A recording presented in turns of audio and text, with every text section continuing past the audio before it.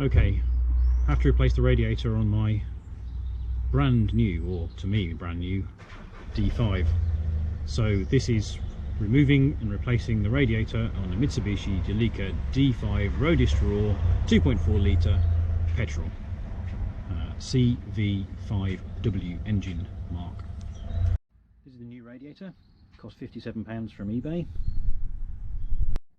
We've got to start off by removing some of this surround, taking these things out to get eventually this panel off, which disconnects here and here, in order to then be able to get access to the radiator, which is behind this fan shroud, all of which comes off once we can get access to it. But there's quite a lot of stuff in the way. You can see this structure here needs to be removed in order to get access to it, and eventually then we need to get some bolt access. This should be interesting. So I have no idea what order to do this in, but first up is these things, which are a case of pulling the middle up, lifting the middle out, and then taking out the whole connector. There's 4 of them that release this panel. So I've got this thing loose, and you can see under here there is a clip just here that holds this top piece of the grill onto the main body, and these things just pop up with a screwdriver. Got to be careful now to unplug all this apparatus attaching the cameras on the front, in order to then remove this and get access to everything we need to see. Okay, and that's the fan shroud, sorry, the trim off, and there's the connector for the camera, this black one and this grey guy. Now we can see the main body of the radiator here, behind this piece. This is the radiator. This piece is the cooler for the transmission fluid. So it's this guy that we need to get at to replace. Now for the air intake. It's this thing. It comes out nice and high on this car. It's these little connectors. You pry up the middle piece, that centre bit there, and then you can lift the whole connector out. Right, so this is loose, but before we can proceed further we need to get all of these bolts out to free up this structure and allow the whole thing to come in. There's quite a lot of disconnection of cables for the bonnet release, this unit for holding the cooling assembly, so lots and lots of things to undo, lots of clips. So there are 2 of these earthing links. These are 10mm bolts. They've got captive nuts underneath, so there's nothing to fall off when you undo them. So 4 more of these M10 bolts to get out. To remove this piece, there'll be some cables to remove as well. In fact, these little cables that I've just taken off the top, these little guys, they are earth connections which link to the horns, which are under the bonnet, just under here. Some of these are easier to reach than others, but they're all gettable at with an extended 10mm socket, which is nice. In fact, they're sufficiently new, and this one, well, it's not that new, it's 12 years old, that I can get them out with my fingers. That's the 3. So now it's this one bolt that holds the top of the water pipe assembly to the front, and there's some disconnection of cables as well. Turns out there's quite a lot of bolts that go through here that need to be removed in order to get this water cooler assembly off, this water connection assembly off. So this guy and this guy are M12, these are M10s for this bonnet clamp, and there's some sensors in this bonnet clamp with some cables that run down all the way underneath here. So this needs to be freed up and released from these clips. So this is the end of the cable, held on with one of these clips. This just pops out, you can decouple it. There's a couple more of these clips sitting under here and one here, running the cable around eventually to here and out. So we need to remove these clips so that's free. Pulls out of this socket, at which point it becomes possible to lift the whole of this air cleaner pipe out. Part number 2 removed. Now we can really see what we're getting to. So just the final bits to take off this before we can take it out. There's a couple more bolts down the bottom, and there's going to be this cable, which is the bonnet release. So we need to remove this cable for the bonnet release. To do that, we can push this in with a screwdriver and then move the ball out of the way and release this little clip to get the thing free. Push the clip, release the ball by wiggling it through, then you squeeze these two bits together and pop that out, and now the cable is free, but it's still attached to various cable fixing points up here, so it needs to be freed from those in order to get this piece out.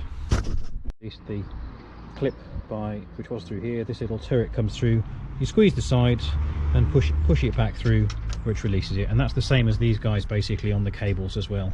Squeeze them together, push them back through the holes. Here's the hole this one was in here, and there's the clip. Bonnet release. Finally, just under the bonnet release clamp, there's these two bolts that need to be removed, at which point this is the top of the radiator on both sides. We can lift this piece off, hopefully completely revealing the top of the radiator and allowing us to separate the radiator from the fan shroud and this thing which is in front of it, which is the transmission fluid cooling assembly. So here we go. So as far as I know, everything is now ready to take this off. It's disconnected here. These two pieces at the top of the radiators that need to be taken with a bit of care. The rest of it is free. This is the water assembly is free. There's no more cables as far as I can see that are connected to it, so I should be able to just lift it off. I'm going to do it very carefully just in case there is something I've missed. Looks like it's okay. I can split the tops of the radiator pins out and out it comes. There we go.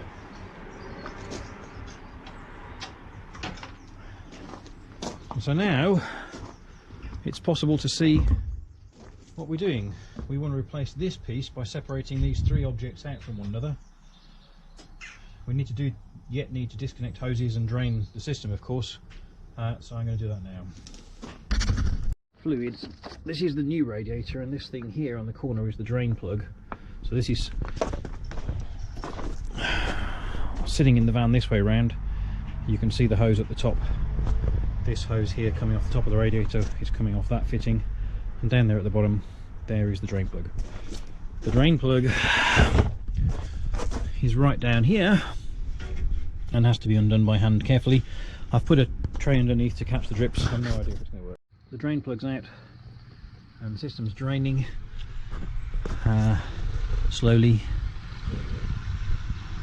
Doesn't seem to be a lot in there, which kind of jives with the fact that it's been leaking, of course, which is why I'm changing this thing in the first place.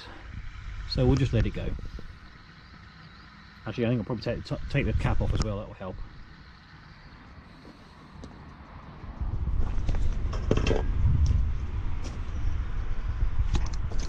Now it should really go. Pouring out. Just because I've let the air come in through that thing. No, it really is leaking, flushing very well. That's great. Unfortunately, because of all the stupid trim on this Roadist model, it's coming out all over the place. Hey ho. It was mostly water anyway. So what's to be removed here? We've got to get some of these cables off. We've got to remove these pipes. We've got to remove this top engine water pipe, water flow hose, and we've got to remove this fan shroud and all of its associated pipework. Somewhere down the bottom there's another pipe which runs the water, the other half of the engine cooling circuit. Can't see that at the moment, and that's probably going to have to be a reach round and fiddle. These things we can remove, of course, with gas pliers. So I've detached this thing by squeezing it with the gas pliers, slid it back up the hose, and I can pull the hose off the end here, so that's that one done. There's another little hose to come off on this side here that runs along, which needs to be detached. That's the hose that eventually goes to the reservoir here. So that one's obviously the refill or the overflow. We'll get it there. Okay, so having detached this guy from the clips on the top here of the fan shroud, this is the overflow pipe. I've still left it connected up here in the end, and I removed this guy from the clip here on the top of the fan shroud. so that essentially this whole piece can now be tied away. So I'm using this bit of plastic strapping to hold it out the way, so I can now get access to the radiator. The fans, you can see that this is the cable that drives the fans. They're electric, there's two motors on them, one here and one here, and those need to be disconnected and that cable removed to somewhere safe, ready to allow me to get the fan shroud off. So this bit has been a bit of a struggle. I've got the two connectors off the two fan motors here and here. These little supports for the cable runs pop in here and here, and they were a little bit difficult to get out. This one, unfortunately, is one of these guys that's been put in once, zip tied up. I can't see any way of removing it, so I'm going to have to cut the zip tie part and then replace that afterwards. So I'm having trouble separating out the fluids cooler, the transmission fluid cooler from the radiator. I've got the clips off this side a little bit, partly by, as you can see, wedging a palette knife down the top, but I've got to get the clip at the bottom. It's a little bit difficult, so I can't reach it, so I'm going to try and take off this front panel a little bit to get access. It means undoing these bolts, probably some other stuff too, but we'll see as we go along. Okay, so I've got a viable tactic. I can put a screwdriver through one of the holes in the front grille, and I can push the clip against it, releasing the intercooler, the cooling assembly, hopefully. Finger crossed. I think it works. So that's worked. This is now free, released from all the clips, although I've just put it back into one of them so that I can reach down, and I don't know if you can see down here, it's pretty tight, but way down here, this almost impossible to see piece here, this is the pipe that's the lower water hose, and it's got a couple of clips where my finger is just here that I've got to get off. I'm going to have to reach down with a pair of gas pliers and squeeze that and try and release that pipe. Then we can get the radiator out. So after about 45 minutes to an hour of fiddling, I finally got the hose off the bottom of the radiator. Very little space, a lot of working with the gas pliers to try and get the clip off, and then reaching right under the bonnet to right into the bonnet to get the thing out. And what I've got now is everything free. I've managed to release this. You can see, I hope, I'll turn this light on, you can see down there here where the hose has now finally been removed from the bottom of the radiator, so in theory everything is free and I can have the glorious moment of lifting the radiator and the fan shroud out.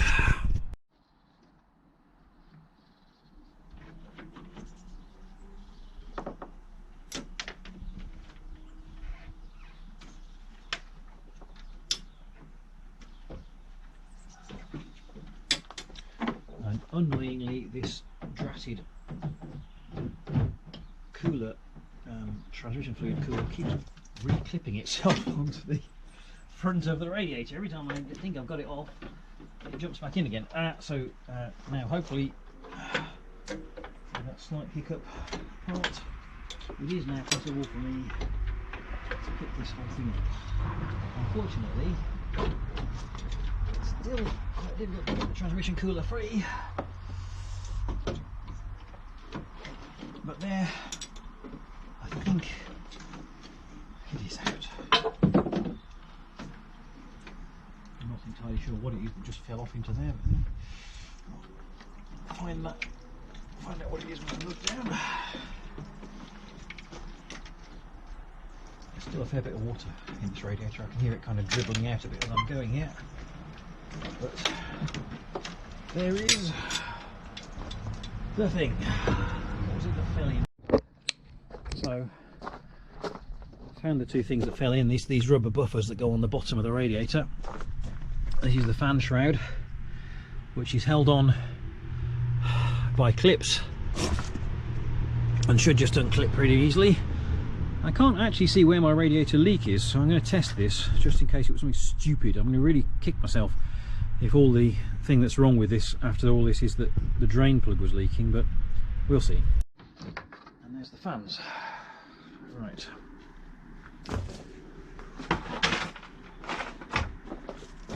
And there's the radiator. Testing time. Okay, so I filled up the radiator with water.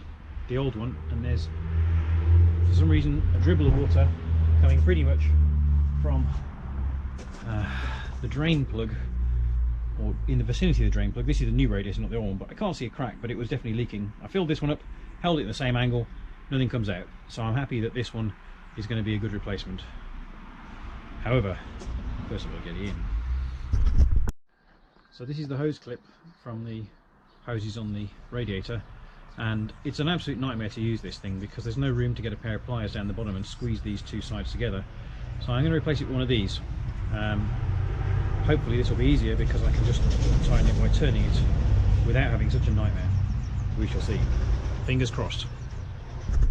I've put these two black rubber pieces back in to the bottom of the holes where they go. That's the holes that obviously locate the bottom pins in the radiator. I've put my new hose clamp on here ready to be tightened up.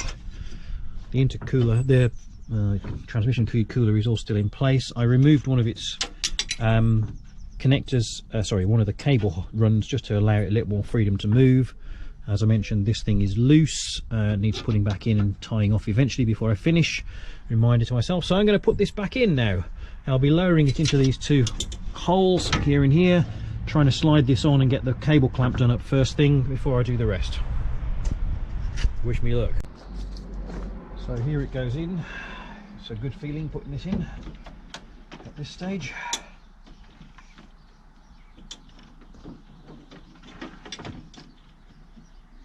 Just making sure the drain plug is really tight after I take it out to check.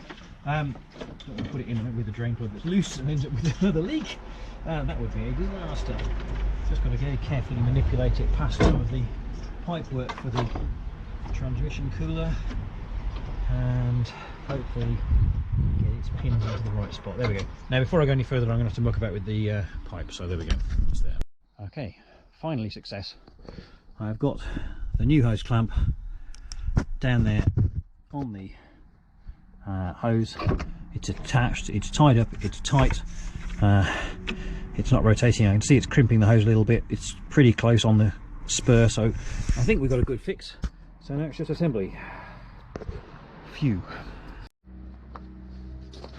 Okay, possibly a slight boob. I should have put the fan shroud on first, but I think there's enough room to wiggle it and get it in while the system is, while the radiator is still free of its hoses and so on. It's just a matter of carefully lowering it into position until the clips, which are quick fix, hard to release clips, go in. So it turns out that the fan shroud clips in very nicely, just pressing down into its clips, so that's good. We're all still in set, so I'm going to clip back on the cooler for the transmission fluid, and then we'll be on the way. Okay, so I've got my temperature sensor for the airflow just connected back on. It lost its clip, so that's fine. I've got the fan shroud, the fan cable back in, clipped. It's had to break this clip unfortunately, but I think there's enough tension in the system that it's not going to go anywhere. The fan's in, the fan connections are made, so that's working. The bottom of the radiator is connected. All that's left to do is to do this water flow coupling, and then start putting everything back. It's looking good.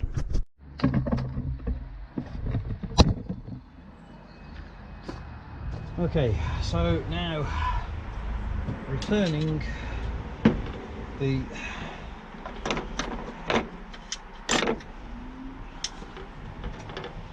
trim mounting assembly, whatever you call it, the thing that holds the top of the radiator in and everything else together and ties the whole job in.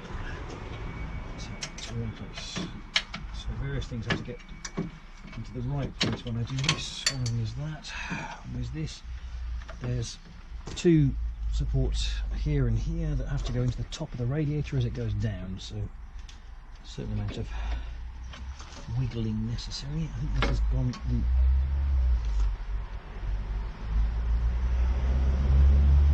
right side here.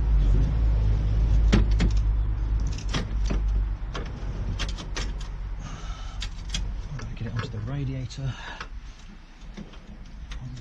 press it down into the right spot.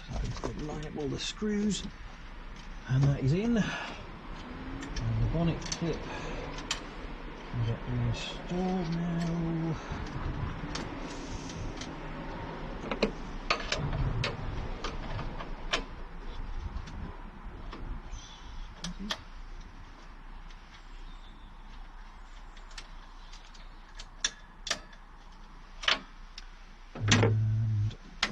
And then there's a lot of screws which include, well, I'll just attach this thing onto here and so on, and there are a lot of cables now.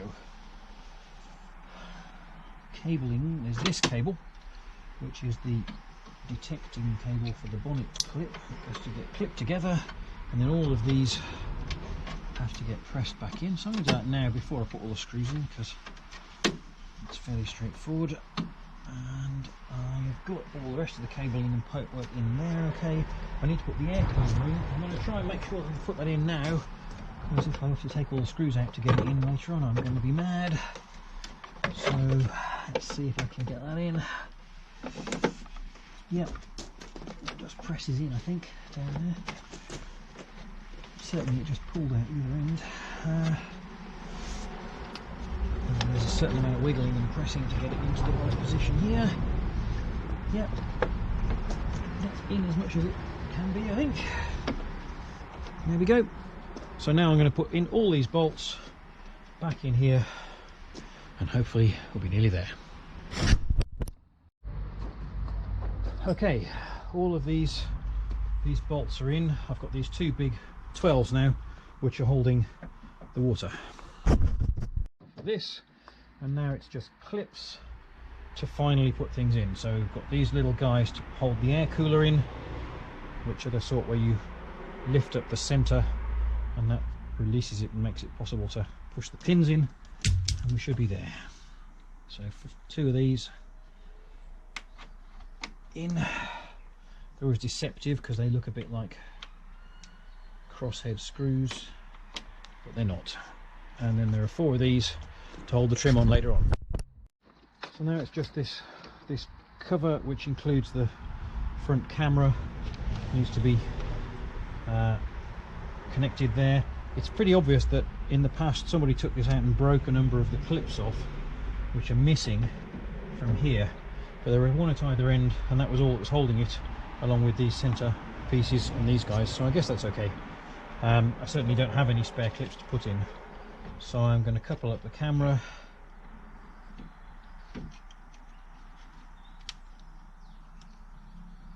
Eventually.